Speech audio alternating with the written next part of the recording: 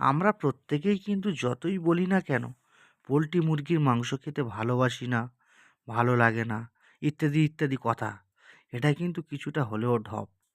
কারণ প্রত্যেক বাঙালিরা ভাত পাতে একটু মাংসের ঝোল আশা করে থাকে। তাহলে পরে দুটো বেশি ভাত কিন্তু তারা খেতে পারে। আর বিশ্বাস করো বন্ধুরা, মুরগির মাংস ভাত পাতে হলে খাওয়াটা আমার বেশ জমে যায়। বর্তমান বাজারে যেখানে সবাই মটন নিয়ে চর্চা বেশি করছে, সেখানে কিন্তু পোল্ট্রি মুরগির মাংসটাকেই কিন্তু আমরা বেশি প্রেফার করে থাকি। তাছাড়া বেশি মটন খেলে পরে কোলেস্টেরল হাই হয়ে যাবে, বাট মুরগির মাংস একটু বেশি খেলে কোনো সমস্যাই হবে না। সে যাই হোক, আজকের রান্নাটা কিন্তু দেখতে খুবই ভালো লাগছে, তাই না বন্ধুরা? এই রকম মাখা মাখা চিকেনের তরকারি দিয়ে ভাত খেতে মজা লাগবে, তাই না বন্ধুরা?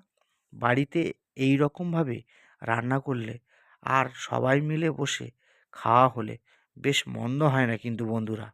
আর আজকের রান্নাটা আমি করেছিলাম, আর আমার রান্নাটা মায়ের কাছে থেকে শেখা হয়েছিল। আর এই পদ্ধতিতে রান্না করলে সারাক্ষণ মুখে লেগে থাকে। ছোটবেলায় একটা কথা আমার মনে আছে, যখন মাংসর তরকারি হতো তখন হাত শুঁকতাম, শুঁকে সেই ফিল করতাম মায়ের হাতে রান্না বলে কথা।